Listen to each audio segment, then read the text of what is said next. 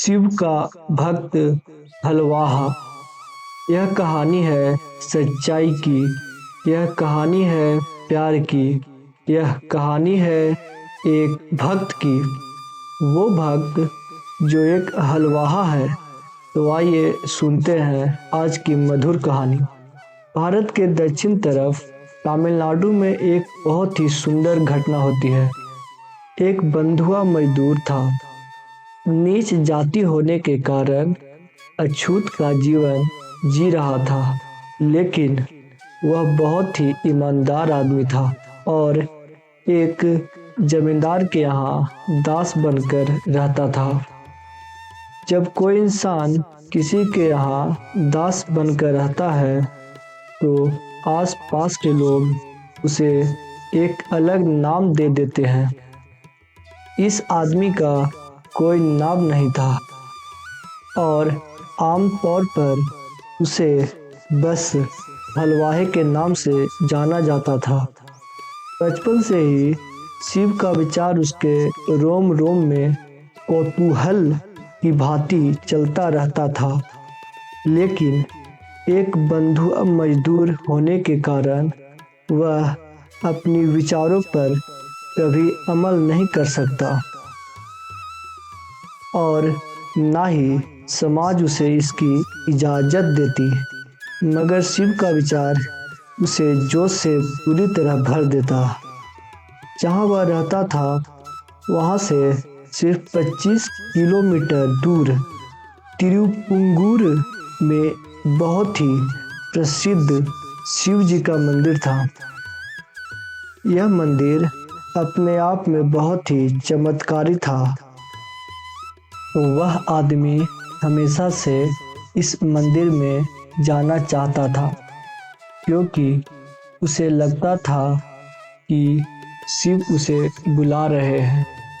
कई बार तो ऐसा लगता कि शिव खुद उसके पास आए हैं बुलाने, लेकिन एक हलवाहा होने के कारण जीवन पर उसका अधिकार नहीं था, इसलिए वह मंदिर नहीं जा पा रहा था।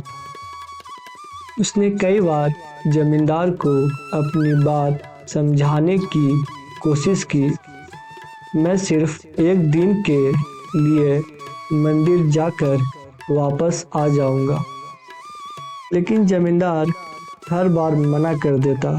कहता, आज निराई करनी है, कल खाद डालनी है, परसों तुम्हें खेत जोतनी है। तुम इतने सारे काम छोड़कर कैसे जा सकते हो?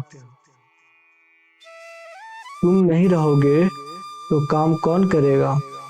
एक भी दिन तुम बर्बाद नहीं कर सकते। वैसे ही किसी काम के नहीं हो। यह सब सुनकर हलवाहा पूरी तरह हताश हो जाता है और वहाँ से चला जाता है। आखिर हलवाहा कर भी क्या सकता?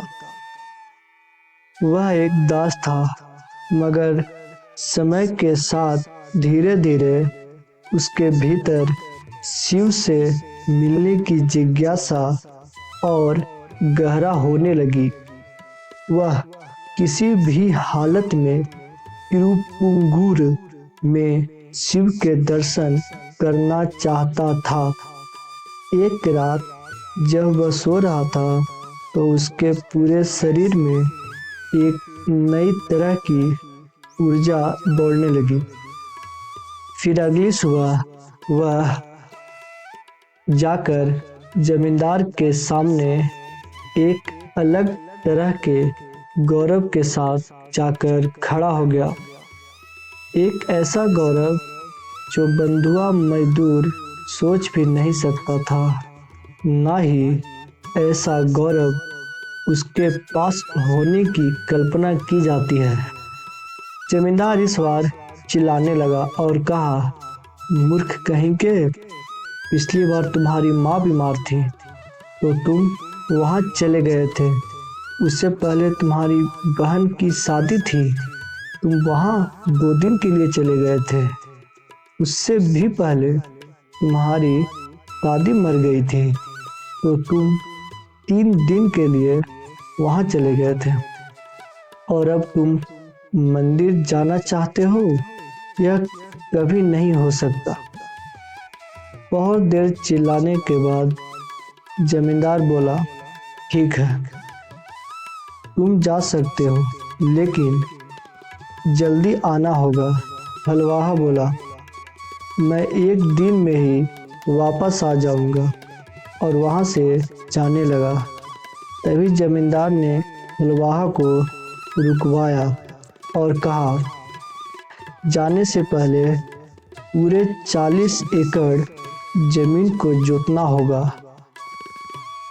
अभी शाम है, सुबह से पहले तुम जुताई पूरी कर दो, उसके बाद मंदिर चले जाना। हलवाहा इतना भी मूर्ख नहीं था कि वह कोशिश भी करने जाता, क्योंकि वह जानता था यह संभव है, और वह चुपचाप सोने चला जाता है। उस रात उसका पूरा शरीर फड़क रहा था और मन ही मन वह ठान लिया था कि इस बार उसे मंदिर जाना ही है, चाहे इसका नतीजा कुछ भी हो। सुबह जब वह उठा तो पूरे गांव में हंगामा मच गया। हलवाहा यह देखकर हैरान रह गया कि सारी 40 एकड़ जमीन जोती हुई थी। जमींदार का मुंह खुला का खुला रह गया। जमींदार के बीवी बच्चे आकर हलवाहे के पैरों पर गिर पड़े। वह हमेशा सोचता था कि शिव के सामने प्रार्थना करके वह प्रकृति के नियमों को तोड़ सकता है, बदल सकता है, मगर मनुष्य के नियम इतने क्रूर हैं कि आप कभी उन्हें बदल नहीं सकते। मगर यहाँ मनुष्य और देवता और प्रकृति सभी के नियम टूट गए थे। लोगों ने आकर उसके हाथों में चांदी के सिक्के रख दिए। किसी ने उसके हाथ में भोजन का थैला रख दिया। किसी ने उसे छड़ी पकड़ा दी और कहा, यह मंदिर जा रहा है, इसे ईश्वर ने खुद चुना है। शिव ने इसके लिए खुद आकर 40 एकड़ जमीन जोती है। हलवाहा दिल में परम आनंद लेकर मंदिर गया, मगर एक अछूत का जीवन जीने के कारण जानता था कि पुजारी उसे मंदिर की देहरी पार नहीं करने देंगे। इस कारण बाहर खड़ा रहा। पुजारी अपनी जिद पर पड़ा रहा और उसे मंदिर के अंदर जाने नहीं दिया। लेकिन शिव अपने भक्तों के लिए सब कुछ बदल देते हैं। इसके बाद हलवाहा के रास्ते के सामने खड़ी नंदी की विशाल मूर्ति एक और खिसक गई उसे रास्ता देने के लिए। वह वहाँ आज भी तिरुपुंगूर में नंदी की मूर्ति एक और खिसकी हुई है। बाद में लोग इस शख्स को नंदनार बुलाने लगे और वह एक मशहूर संत बना। आप उसे भक्त नहीं कह सकते। उसका पूरा जीवन बस कौतूहल मतलब जिज्ञासा भरी अनोखी भीतरी स्थिति में गुजरा, और उसने कभी उस कौतूहल को जाने नहीं दिया। अब बात ज्ञान की। ऐसा इंसान ईमानदार होता है जो जानता है कि उसके पास उत्तर नहीं है। वह एक ईमानदार इंसान है। जो एक मूर्खतापूर्वक तार्किक जवाब खोज लेता है, वह एक मूर्ख इंसान है, मगर उसे लगता है कि वह बहुत ही होशियार है।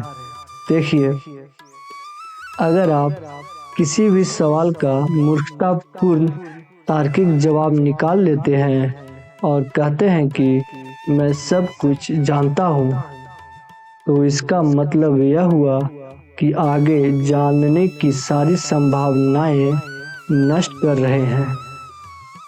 सुनने के लिए बहुत बहुत धन्यवाद आप सबका। नमस्कार।